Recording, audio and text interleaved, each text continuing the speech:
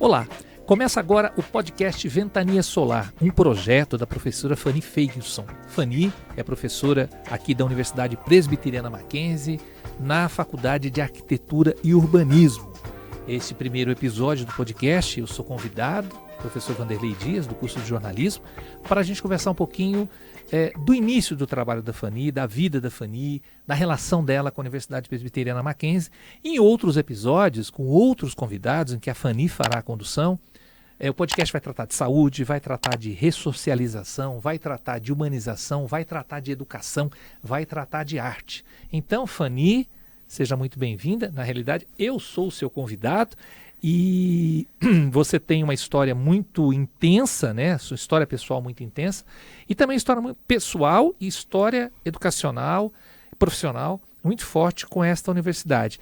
Então, vamos começar falando, em cima do seu livro, da relação da sua família, família Fagerson, que dá um filme, né?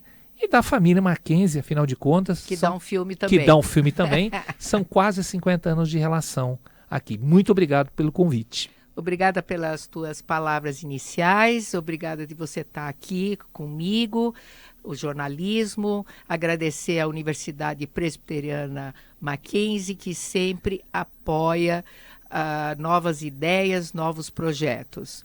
A minha história realmente, ela começa a partir da família Fagerson, que chegou aqui em 1941, fugidos da Letônia, que eram perseguidos por sua religião.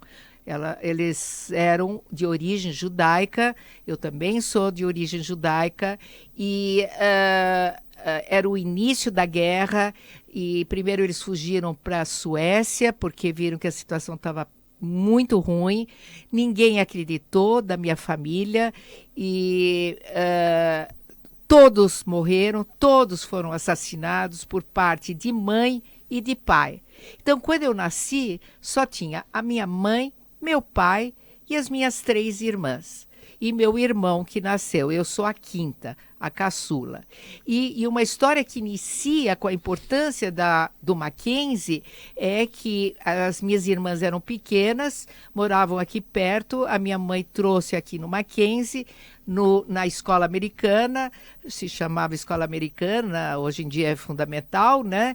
E a professora falou assim, ou diretora falou assim, deixa as meninas comigo. Elas não falavam português. Foi o primeiro sinal de acolhimento do Mackenzie. Fanny, o que são esses cacos da sua história? Os cacos são justamente são questões difíceis que eu tive que atravessar. Eu tive uma família. Minha mãe nasceu em 1911, meu pai em 1899, mas dentro de casa, aqui, eu nasci em São Paulo, Brasil, em 1949. Eles não falavam do que aconteceu na guerra. Então, esse silêncio foi o primeiro caco, porque eu sempre fui uma criança muito sensível, por isso que eu fui para a arte desde pequena, e eu sentia coisas, mas que era um silêncio dentro de casa. Então, esse caco são as dificuldades que eu tive que atravessar, são os lutos que eu tive que atravessar. Então, dentro de casa era minha família, mas tinha toda a família que foi assassinada, que eu sentia a família invisível, mas ninguém falava nada. Você cita a exclusão no seu livro também. Isso está refletido no fato de você ser judia naquele período em específico, quando a sua família chegou, não só você, a sua família também. Talvez por isso você tenha se retraído um pouquinho. Você acha que isso te empurrou para a arte, por exemplo, ou não? Eu acho que tem várias respostas às tuas perguntas. Assim, a exclusão, eu justo hoje estava falando em casa que a exclusão, ela começa na Europa, no leste europeu, porque a Letônia, ela conseguiu ser independente só em 1991.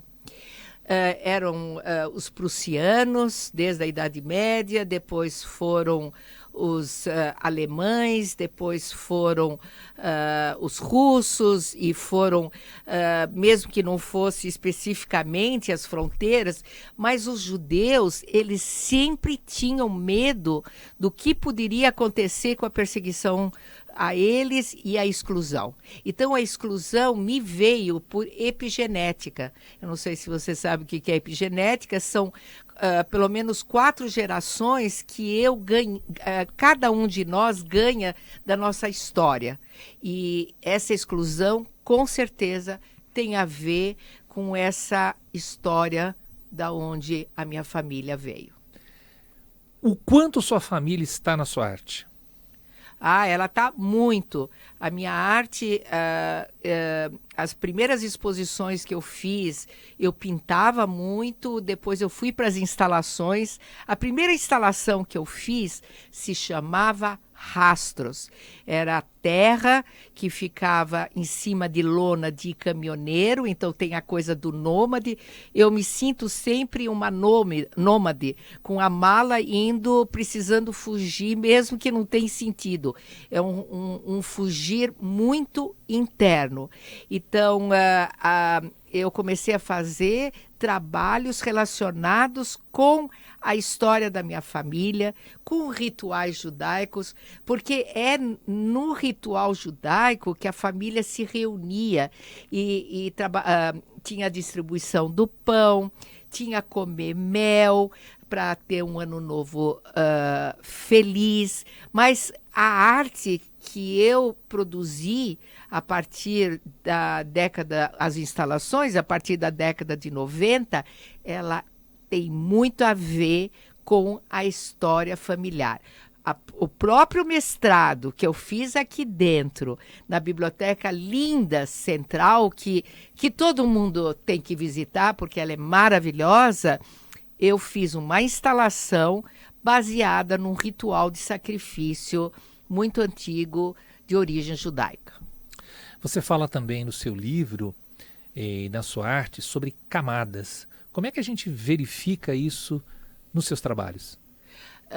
À medida que, como eu falei, eu fiz exposição de pintura, depois instalação.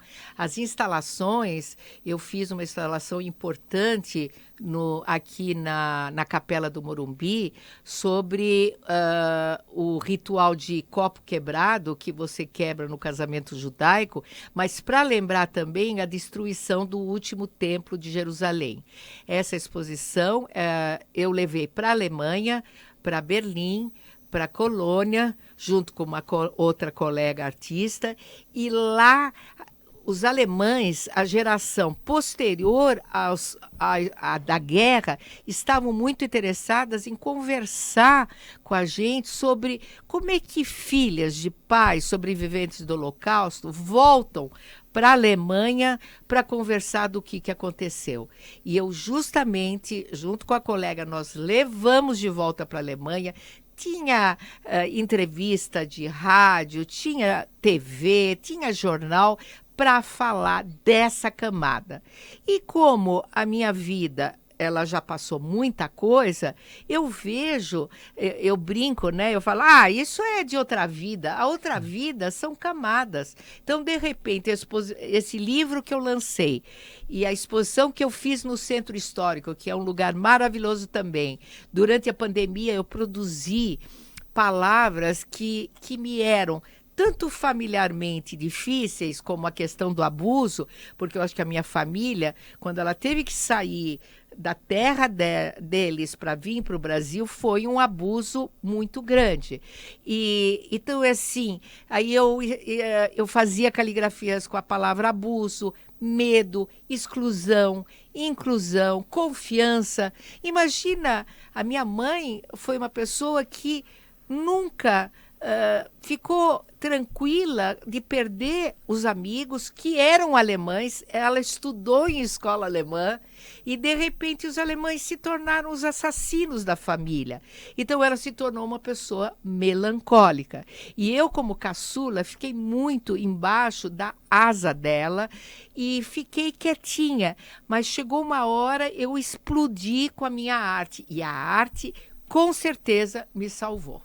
Nessa lista que você acabou de citar aí, eu acho que faltou uma palavra. Sobrevivência, talvez? Com certeza. A sobrevivência e como sobrevive dependendo de situações diferentes. Porque era engraçado, eu quando estudei na escola americana, no primário, eu fui tão feliz quando eu entrei no Mackenzie. Por quê? Porque em casa eu era sozinha, minhas irmãs mais velhas, eu tinha meu irmão que eu não me relacionava muito, e eu comecei a vir no Mackenzie e eu fui tão feliz. Eu ia no lugar da diretora, ela me punha estrelinha dourada no boletim. Ela se chamava professora Aida Kolb e tem um prédio com o nome dela. E as minhas professoras, eu era convidada para tocar piano, que eu tocava, falar poesia, fazer declamação, teatro. Eu era muito, muito feliz. E o Mackenzie é responsável por isso. Tudo que você fala parece que tem um certo exagero. Você é exagerada. O artista é exagerado na produção? Eu acho que eu sou intensa. E isso, às vezes, é até estranho. As pessoas falam, não, ela é exagerada. Concordo.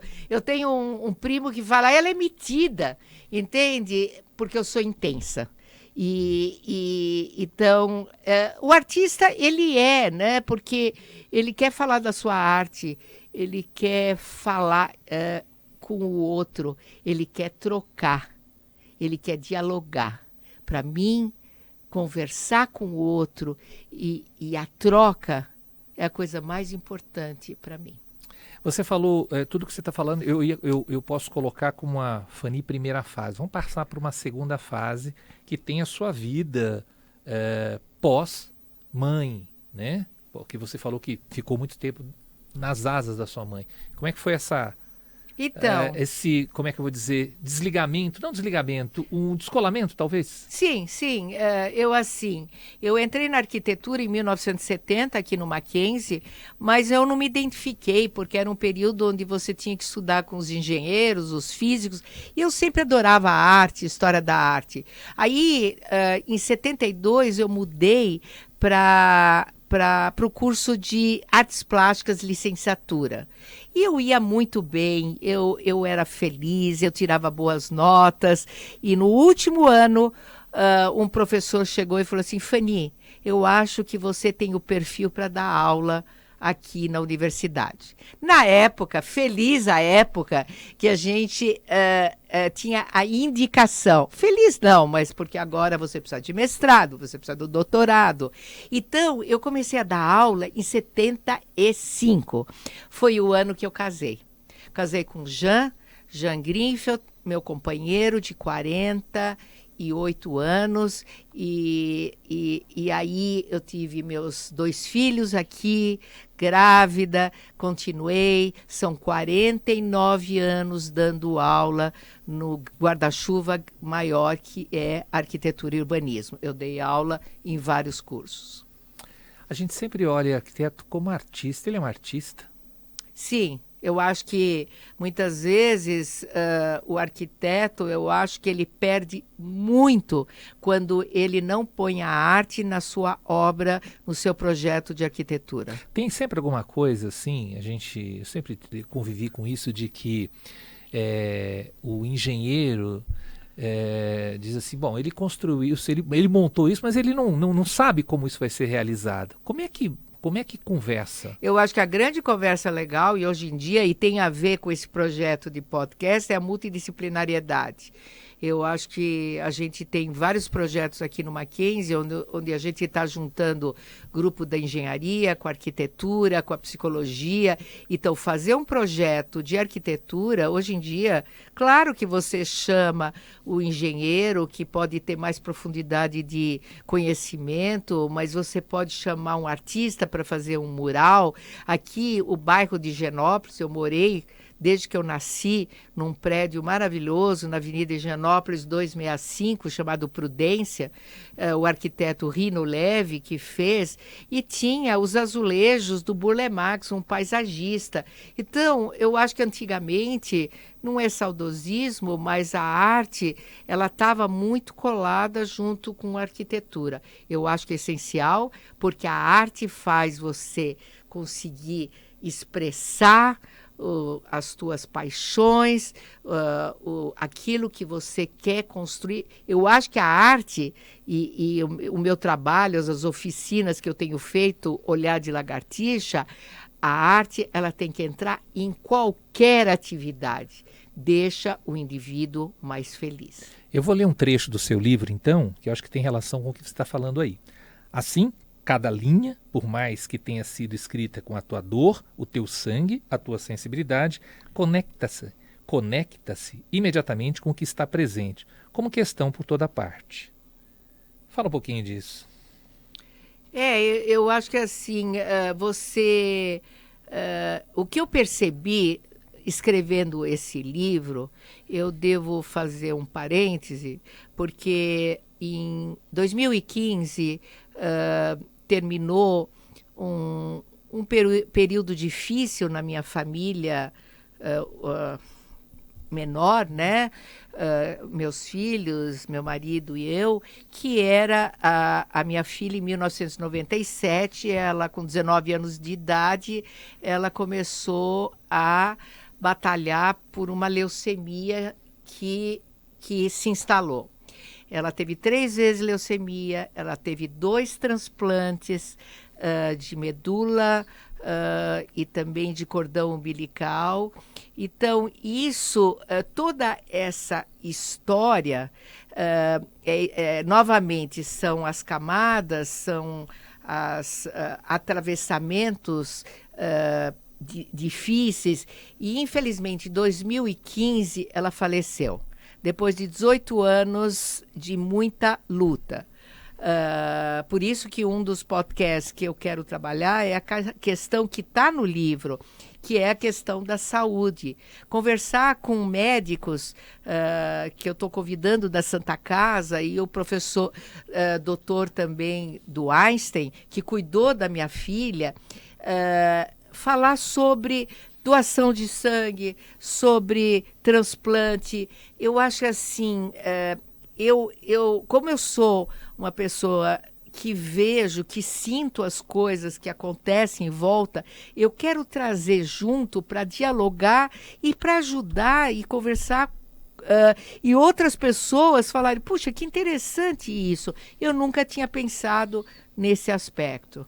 Então, eu acho que assim, isso... E por que ventania solar? A minha filha, nas 2 semanas antes de falecer, ela escreveu essas 3, ventania solar, 2 palavras, né? Que ela falava o quê?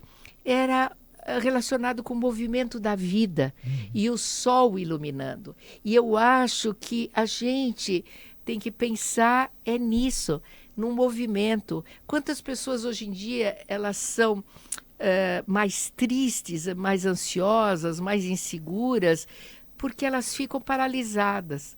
E eu acho que a responsabilidade nossa, educadores, é dar a mão, acolher, para elas começarem a andar outra vez. Em cima do que você está acabando de falar, não só pela sua experiência pessoal, mas também pelo que você já conhece de outras pessoas, e de forma geral, para a gente mesmo, o quanto a arte nos ajuda a viver. Com certeza. A arte ajuda a viver. Eu tenho duas falas que eu sempre coloco, muitas vezes eu sempre, a coisa do exagerado, que é uma de um artista, Joseph Beuys, alemão, que falava que todo ser humano é artista. Seja na dança, na música, nas artes plásticas, e eu comento isso muito. Só que a arte, ela aconteceu alguma coisa esquisita durante a história toda da arte, que a arte se tornou elitista. As pessoas em geral falam assim, eu gosto de arte, mas eu não entendo de arte. Como se desculpasse a ignorância. Você vai numa exposição, você gosta e é pronto. Você quer estudar mais, você se aprofunda. Mas esse eu não entendo é uma ignorância que não é legal. E outra coisa que eu trabalho muito e falo de um psicanalista, inclusive, pena, ele já faleceu, chamado Contardo Caligares. O que ele fala? Que a vida de cada um é uma obra de arte. E vai depender de cada um o que fazer com a sua vida. Porque a arte ajuda a expressar.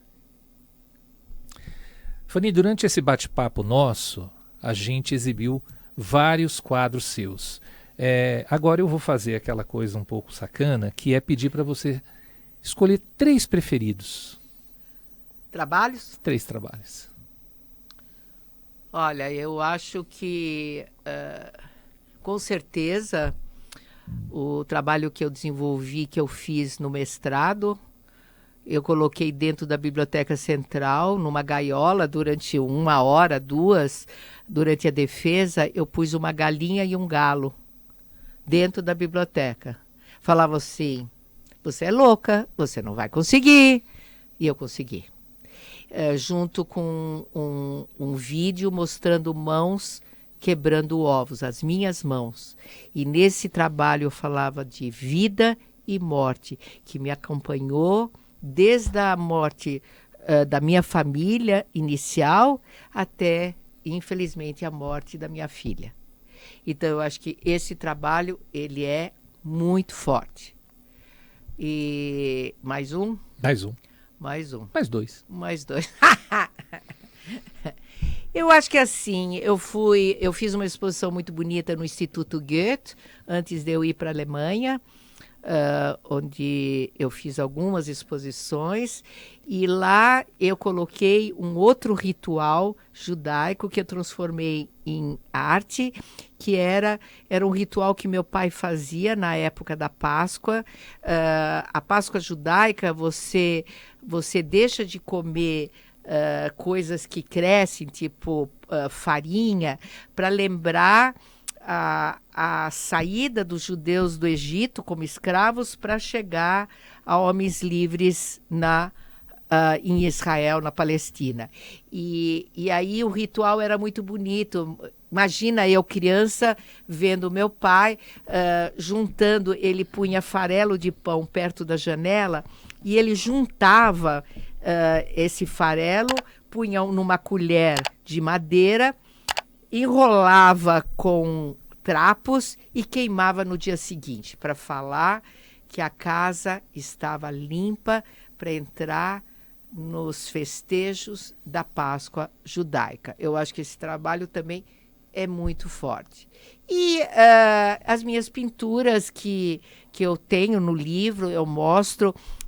Quando eu tive meus filhos pequenos, eu não conseguia voltar a pintar. Dar aula eu nunca parei, só um período quando a Tati, minha filha, estava muito doente, então eu ficava com ela no hospital, mas eu nunca parei de dar aula. E quando eles eram pequenos, eu chamava modelo em casa e eu desenhava e pintava. Esses trabalhos estão no livro. E eu achava estranho, porque a moça estava lá, bonita, para eu desenhar e pintar, e eu fazia um desenho muito expressionista, quase abstrato. Eu falava assim, mas por que eu estou fazendo isso? E isso está no livro. porque eu desenhava, na verdade, eu me desenhava.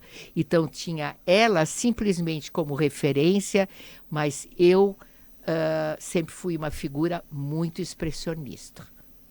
Fanny, para finalizar, então vamos ler aqui um poema da Tati, né? Ver que estar perto da arte seria viver a experiência viva, aquela que dá sentido ao viver. Estar perto da arte é estar perto do corpo, estar perto de si, é estar acompanhado de si. Isso pode se dar tanto no fazer, produzir, como no sentir, admirar, ou no perceber arte no cotidiano, com um olhar que abre possibilidades. Eu acho que o teu podcast abre muitas possibilidades. Muito obrigada. Eu que agradeço. Este é o podcast Ventania Solar, da professora Fanny Feigson, da Faculdade de Arquitetura da Universidade Presbiteriana Mackenzie. Até o próximo episódio.